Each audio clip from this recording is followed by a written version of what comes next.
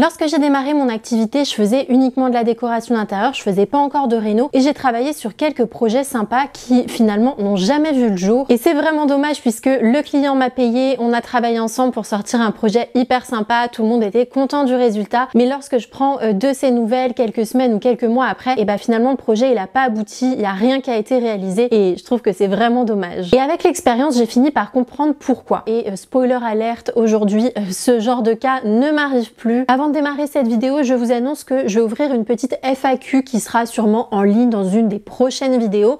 Donc si ça vous intéresse, n'hésitez pas à me poser toutes les questions que vous souhaitez en commentaire. Donc ça peut être par rapport à mes prestations, aux projets déco, rénovation sur lesquels je travaille. Ça peut être aussi par rapport au métier d'architecte d'intérieur, à mon parcours. Toutes les questions que vous avez envie de me poser, n'hésitez pas à les mettre en commentaire. Alors bonjour à tous, je suis Ninon Petras, je suis architecte d'intérieur et décoratrice sur Paris, mais aussi partout en France, et j'anime cette chaîne YouTube depuis maintenant 4 ans sur laquelle on parle de tendances déco, de conseils, d'astuces pour se sentir bien chez soi. Donc si c'est des sujets qui vous intéressent, je vous invite à vous abonner juste ici. Aujourd'hui, on va parler des 4 raisons pour lesquelles votre projet décoration n'aboutira pas. La première chose qui est très fréquente dans les demandes de mes clients, et là où j'essaie de mettre un warning un petit peu dès le début, c'est que vous voulez un style minimaliste, mais finalement ça correspond pas du tout à votre mode de vie, et ça honnêtement c'est assez dur de vous le faire entendre. Donc pour remettre un petit peu les choses dans l'ordre, le minimalisme à la base ce n'est pas un style déco, c'est vraiment un mode de vie. Il s'agit vraiment de se débarrasser du superflu pour se concentrer sur l'essentiel, de simplifier son environnement pour vraiment apaiser son esprit. Donc lorsqu'on adopte le minimalisme, on choisit de vivre avec moins de possessions matérielles, ce qui permet de réduire le stress et donc de gagner en clarté mentale. Évidemment dans ce mode de vie on privilégie la qualité à la quantité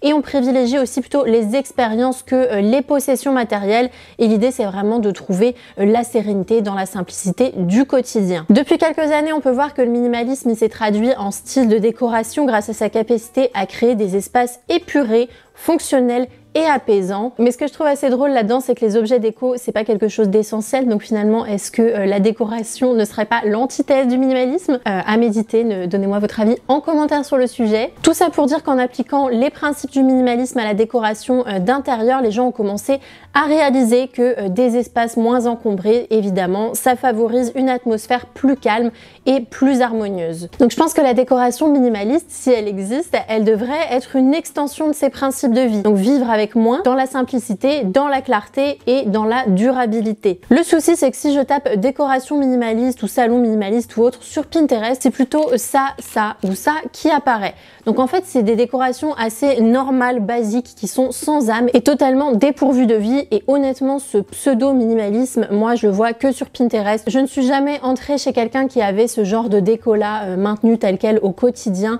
c'est clairement irréel, et honnêtement je pense pas que ce soit ça le vrai minimalisme. Détrompez-vous, le minimalisme c'est plutôt ça, ça ou ça. Ce sont des intérieurs qui sont désuets, qui sont modestes. On peut aussi trouver de la couleur, hein, c'est pas obligé d'être que du beige et du blanc partout, mais bien sûr ce qu'on n'y trouvera pas c'est le dernier objet à la mode. Faites aussi attention aux visuels déco sur Pinterest lorsque ce sont des photos qui sont prises par des archis d'intérieur. En général les photos, le shooting photo il est réalisé avant l'installation de la famille, donc les habitants n'ont pas encore mis leurs propres meubles, leurs objets et tout leur bazar. Donc à chaque fois on voit des magnifiques photos de projets qui viennent juste de sortir et on a l'impression que c'est la vie réelle des gens. Non, ce n'est pas le cas, c'est juste pour montrer le travail de l'architecte. Donc ne comparez pas le mode de vie que vous avez avec votre famille et les photos que vous pouvez voir sur Pinterest. Il y a une citation d'ailleurs que j'aime bien, qui est valable dans pas mal de choses dans la vie, c'est ne pas comparer son intérieur avec l'extérieur des autres. Ce qu'on sait de nous-mêmes avec ce qu'on peut voir des autres, puisque finalement ce qu'on voit des autres c'est que la coquille extérieure et on n'est pas avec eux au quotidien. Donc les belles photos de cuisine sur Pinterest, je vous assure que le mercredi après-midi elles sont remplies de farine, de chocolat sur les portes de placard, de tabliers qui traînent de partout et de coquilles d'œufs par terre. C'est la même chose aussi pour les magazines de déco quand vous voyez des beaux reportages sur plusieurs pages avec des intérieurs magnifiques. La plupart du temps il y a eu du styling de fait, donc c'est à dire qu'il y a quelqu'un qui est venu, qui a enlevé toutes les photos de famille, les dessins dessins des enfants, qui a enlevé le plaid un petit peu vieillot sur le canapé, qui a remplacé des petits éléments de mobilier, voire même parfois des gros meubles. Il y a aussi les cuisines qui sont désencombrées, des jolies tables qui sont mises en place. Donc ce n'est pas la vraie vie du propriétaire de cette maison. Il y a vraiment une mise en scène qui est créée pour communiquer une ambiance complète. Et c'est tout comme dans la mode en fait. Les magazines et les reportages photos, c'est là pour inspirer, pour faire rêver et pour donner envie. On n'est pas là pour vous montrer l'intérieur basique et en bordel de votre voisine, sinon vous n'achèteriez pas. Tout ça pour dire que si vous vous lancez sur un projet déco, que vous soyez accompagné par un pro ou que vous le fassiez tout seul, ne vous laissez pas tromper par les visuels que vous voyez sur les réseaux ou dans les magazines. Le minimalisme, c'est un mode de vie, ce n'est pas un style déco. Et quand bien même vous voudriez aller dans cette direction de vie, je pense que ça doit pas d'abord passer par la déco, ça doit peut-être plutôt passer par une remise en question de soi, de ses possessions, de ses valeurs et de sa façon d'acheter. Et ensuite, naturellement, ça découlera sur la décoration. La deuxième chose très fréquente qui vous empêche de réussir votre projet déco, c'est que vous voulez à tout prix conserver des meubles qui deviennent une contrainte parce qu'elles sont totalement décorrélées de vos besoins et de vos envies déco. Lorsque je démarre un nouveau projet déco, je prends le temps de faire un petit appel découverte avec le client, ensuite je lui demande de m'envoyer des photos et en retour je lui envoie un questionnaire à remplir avec pas mal de questions. Et dans mon process, on parle assez rapidement du style déco que la personne souhaite, de ses goûts, de ce qu'elle aime, de ce qu'elle n'aime pas. Et ensuite, je demande toujours quels éléments de mobilier ou de déco on pourrait réemployer. Donc pour ça, j'ai besoin des photos et des dimensions. Et parfois, j'ai des belles surprises. Ça peut même être des choses que j'ai pas vues sur les photos. Donc par exemple, une vieille table de ferme qui traîne au garage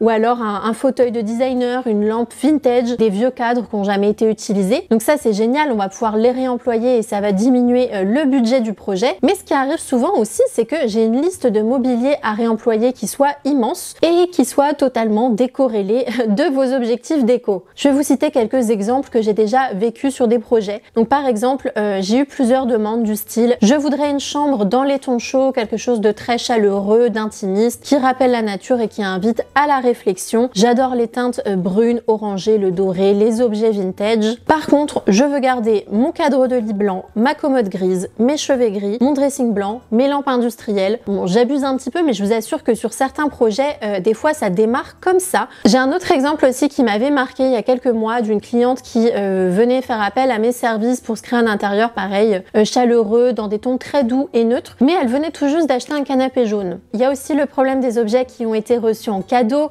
par héritage ou que vous avez récupéré de votre famille et qui aujourd'hui sont devenus votre fardeau, mais par respect pour votre famille, vous n'arrivez pas à vous en séparer. J'ai eu le cas aussi l'année dernière d'une cliente qui m'a montré des objets qu'elle voulait réemployer. C'était des objets d'art africain et des objets autour de la chasse. Et en fait, quand elle me les montrait, je voyais qu'elle n'était pas forcément inspirée par ça, mais que c'était une obligation et qu'en fait, elle voulait qu'on les réemploie dans la déco par contrainte. Ce que j'ai tendance à faire lorsque je suis dans cette situation, c'est que je présente plusieurs options aux clients. Ça, je le fais systématiquement lors de la phase APS, donc c'est la phase d'avant projet sommaire, c'est la première étape du projet. Et je présente deux solutions d'agencement en 2D, donc 2 ou 3, ça dépend. Et en général, je fais une option avec le gros buffet contraignant et une autre où je ne mets pas cet objet.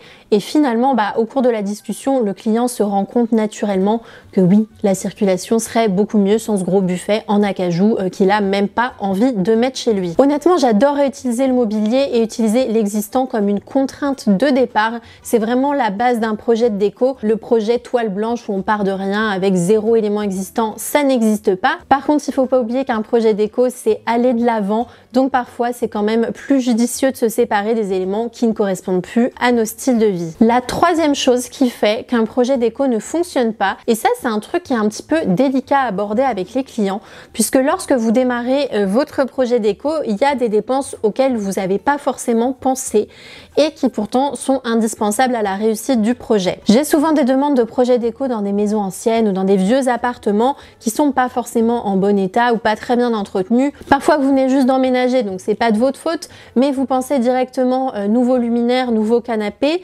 nouveaux rideaux, jolis objets déco et autres. Alors que moi, quand je viens visiter votre habitat, finalement je me rends compte que les priorités, ce serait plutôt de faire des gros rafraîchissements. Alors ok, vous voulez mettre de la couleur sur les murs, c'est une super idée, mais n'oubliez pas qu'avant de dépenser de l'argent dans la peinture, vous allez devoir en dépenser pour potentiellement poncer le crépi, enlever de la toile de verre, refaire des enduits. Ça c'est ultra fréquent. Je vois aussi souvent dans les habitats des taches d'humidité, des trous qui sont pas rebouchés, des plaintes qui sont arrachées, de l'électricité qui est mal fixée. fixés, des carreaux de carrelage qui ont été cassés. Et honnêtement, si vous ne réglez pas tous ces petits soucis avant de démarrer votre projet déco, vous ferez clairement du cache-misère et votre projet déco, dans la finalité, il sera pas vraiment réussi, le résultat il sera décevant, ce sera pas qualitatif et ce sera pas durable. Et lorsque je travaille avec vous sur des projets déco, honnêtement, je suis pas là pour vous mentir, je suis pas là pour vous conseiller des cadres et des jolies lampes alors que je vois que vos interrupteurs ils sont complètement jaunes et que ça va totalement gâcher l'ambiance déco. Donc clairement, c'est pas avec une lampe et deux jolies plaids que vous allez créer une ambiance déco rêvée. Si vous avez des fils électriques qui sortent du mur ou une cloison totalement gorgée d'humidité. Donc la seule chose que je peux vous conseiller sur ce point, c'est de mettre votre argent sur les postes de dépenses qui sont essentiels. Faites les choses dans l'ordre. Si vous voulez un salon qui est chaleureux et cosy mais que vous complexez d'avoir un carrelage blanc,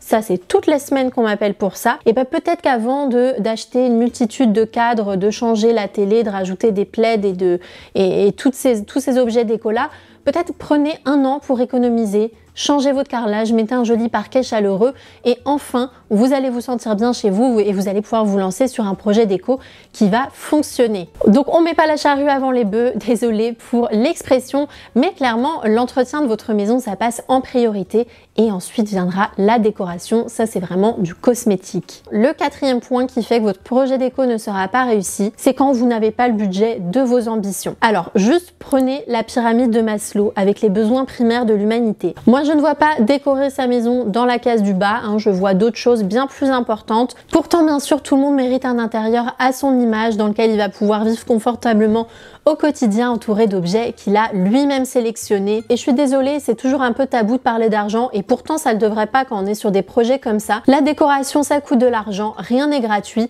et le gros problème sur les projets déco c'est que vous ne connaissez pas votre budget. Alors même si vous privilégiez la seconde main, la récup, les DIY, les Ikea Hack et autres, il y a des postes de dépenses sur lesquels vous pourrez jamais couper. De mon côté, lorsque je démarre un projet déco, la question du budget elle arrive assez vite et je vous assure que vos réponses elles sont très floues. Sur un projet rénovation, ça l'est beaucoup moins. En général, vous savez combien vous pouvez dépenser puisque ça dépend de votre crédit ou alors de l'argent que vous avez économisé.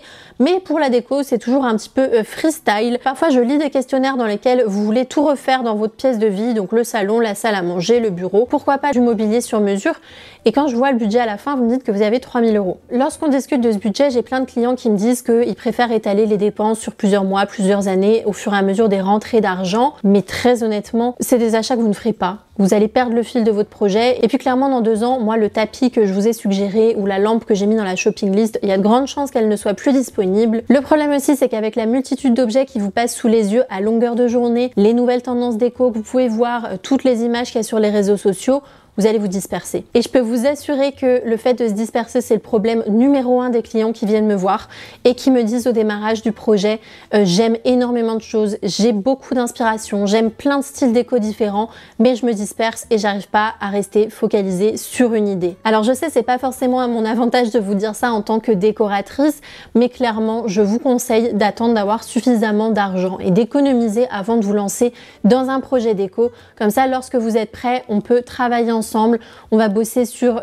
une ambiance qui vous correspond, une gamme de couleurs, un agencement qui est adapté à votre mode de vie et le projet va être travaillé dans les moindres détails. Et je vous assure que ce qui fait la réussite d'un projet déco, ce sont les petits détails. Donc si vous dites ok, je vais juste peindre le mur, acheter le canapé et la table basse et le reste de la shopping list, on s'en fiche, mais clairement vous n'aurez pas l'ambiance que vous recherchez et vous n'aurez pas dans la finalité ce pourquoi vous avez payé. À la fin du projet, je mets à dispo la shopping list, donc si vous avez bien fait les travaux et que vous faites les achats qu'on a validés ensemble, donc bien sûr qui rentrent dans le budget annoncé, je peux vous assurer que vous aurez un projet réussi qui sera à votre image et vous serez fiers du résultat. Par contre, si vous vous offrez la prestation d'une décoratrice, donc que ce soit moi ou une autre personne, et que vous refusez de parler du budget, ou alors que vous annoncez un budget que vous n'avez pas, mais clairement vous n'aurez pas les moyens de faire la réalisation de votre projet et en vrai vous aurez juste jeté votre argent par les fenêtres. Donc voilà, pour résumer les 4 raisons pour lesquelles votre projet déco ne marchera pas. La première chose, c'est que vous voulez un style minimaliste alors que ce n'est pas du tout votre mode de vie. Pour pallier à ça, je vous conseille bien évidemment de désencombrer votre intérieur, mais surtout d'être réaliste et de ne pas vous comparer aux visuels que vous pouvez trouver sur les réseaux. La deuxième chose, c'est que vous ne voulez pas vous séparer de certains objets contraignants. Donc je vous conseille d'apprendre à dire au revoir aux objets qui ne vous inspirent plus. Vous pouvez d'ailleurs lire le livre de Marie Kondo qui vous apprendra comment dire au revoir et comment on remercie les objets. La troisième chose, c'est lorsque vous n'êtes pas prêt à faire les travaux les plus importants ou les rafraîchissements. Donc là encore une fois, faites les choses dans l'ordre. D'abord on rénove et ensuite on décore. Et le quatrième point qui est, je pense, le plus important, c'est lorsque vous n'avez pas le budget de vos ambitions. Donc s'il vous plaît, là aussi faites les choses dans l'ordre, prenez le temps d'économiser pour que votre projet déco fonctionne et vous plaise à la fin. Merci à vous d'avoir regardé cette vidéo jusqu'au bout, j'espère que ça vous a plu. Si vous avez des questions, n'hésitez pas à me les partager en commentaire. Et si vous avez un projet réno ou un projet déco en cours et que vous avez besoin d'être accompagné sur le sujet, n'hésitez pas à m'envoyer un petit mail, je mets mon adresse juste ici. En attendant, on se retrouve la semaine prochaine pour une nouvelle vidéo et je vous souhaite de passer une très bonne semaine. À bientôt!